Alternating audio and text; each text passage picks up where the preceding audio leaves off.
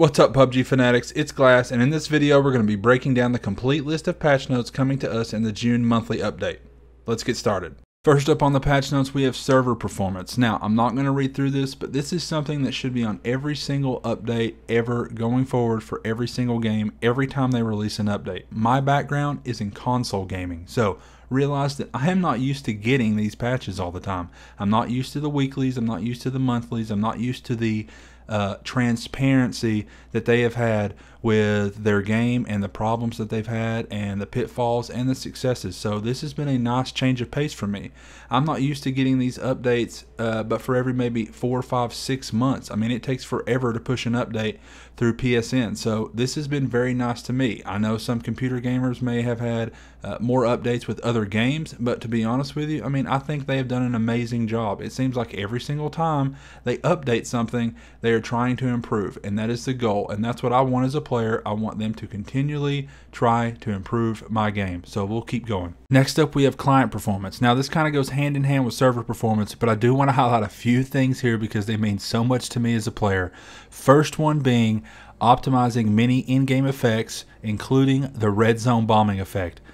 Man, does this effect just go off the deep end every once in a while. There are some times where the bombs are going off, but I don't hear them. There have been times where I don't even have the red circle on my map and it just goes off and I immediately die, or it crashes a game for one of my friends playing and we have to start all over. So I'm super optimistic about what they did with optimizing this in-game effect. And the next one being improving features regarding rainy weather. Now, all of us know of the rainy weather glitch where you just don't hear the rain falling, but the effect is still going off. So it gives you a huge advantage as a player in that game when other players are hearing the rain and you are not, because you simply hear their footsteps when yours are very muffled to them. So hopefully this is what they're talking about here. I'm not absolutely sure, but if this is something that they improved upon, then it can't be a bad thing.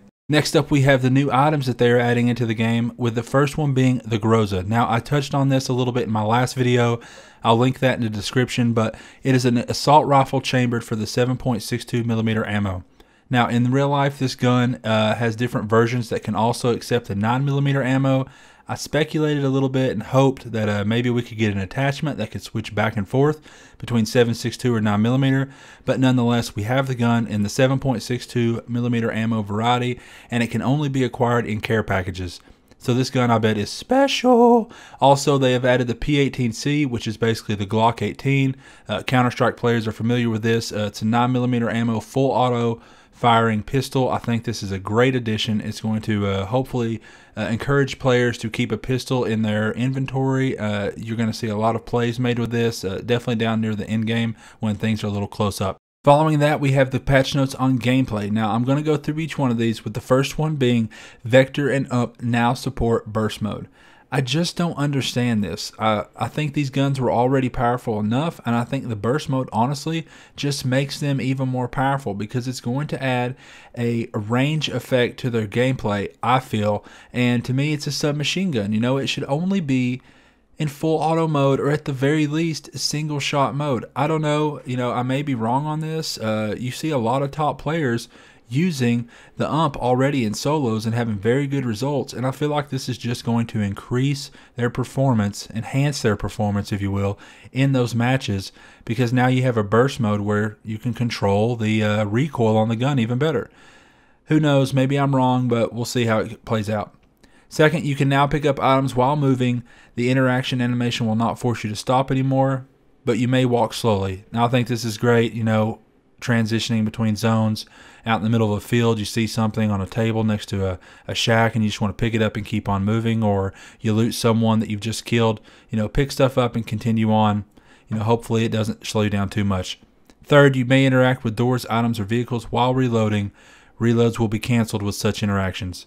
This is amazing. I don't know how many times at the beginning of a match I've grabbed a gun, went to reload it, try to get inside of a door because someone's about to shoot me, and I just die because I can't get in the door because I can't cancel animation. So I think this is a great addition. Fourth, the screen will gradually desaturate based on remaining health during the revive state.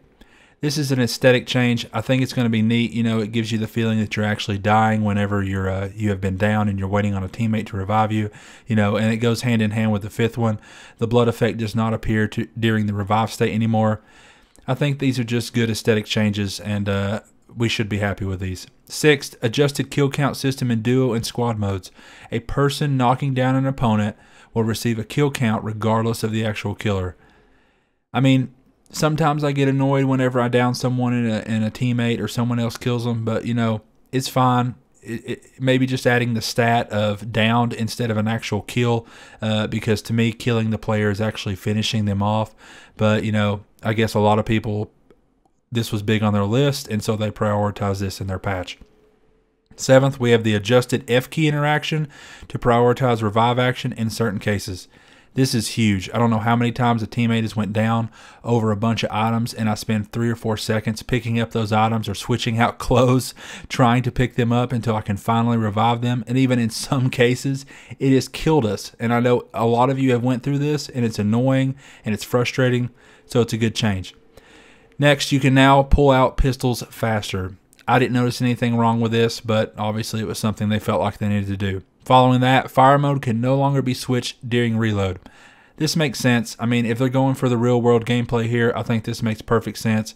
Obviously, you only have 2 hands holding a weapon, reloading a weapon. It's going to be kind of hard to switch the fire mode while you're doing that.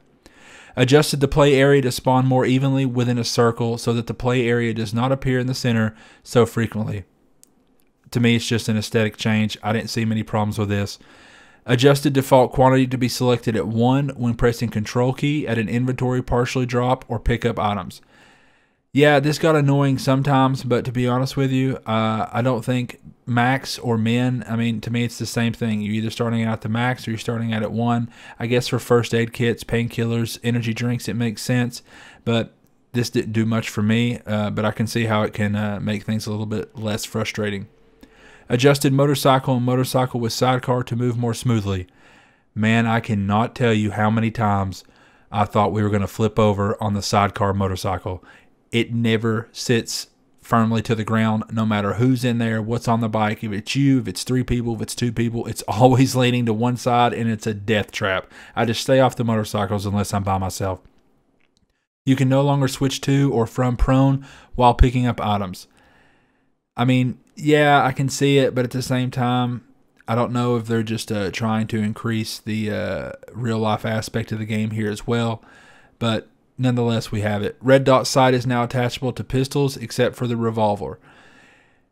I get this, but at the same time, you know, the revolver can take a silencer, which it looks super goofy. So I don't know why they just would not add a red dot sight to the revolver as well. I mean, you know, just go ahead. It may not be something that you find very common out in the real world, but, you know, I think if you're going to make something across the board here, just go ahead and do it.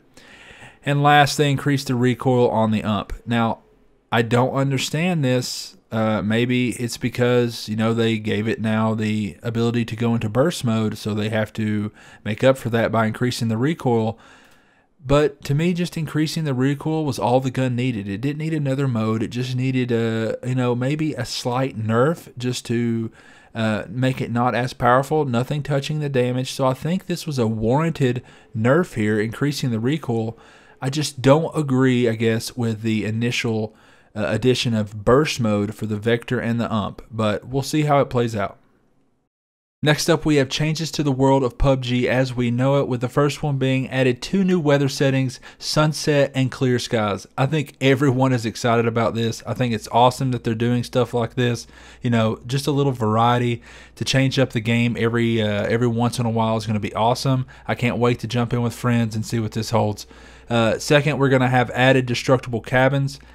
How destructible? I don't know. Is this battlefield destructible? Is this complete destruction of the whole entire cabin? What are we talking about? You know, nonetheless, I think it's a cool aesthetic change. We'll see what happens. Third, added new animation for when a character is at that speed of taking fall damage. I don't know what this means. Hopefully it's something cool. I mean, who knows what the animation could be, but, you know, anything that just makes you laugh or giggle a little bit is always something good. Next up is changes to items and vehicles, and I'm not going to go through this entire list. A lot of it I covered in my previous video, which can be found in the description again, but I do want to touch on a few things I've already talked about and one thing that I did not, with the first being the VSS will no longer be found in care packages, but it will remain to be spawned in the map. Can I get a oh yeah? Oh yeah? Now, one thing I do want to talk about is what is actually not included in the patch notes, and that is the M4.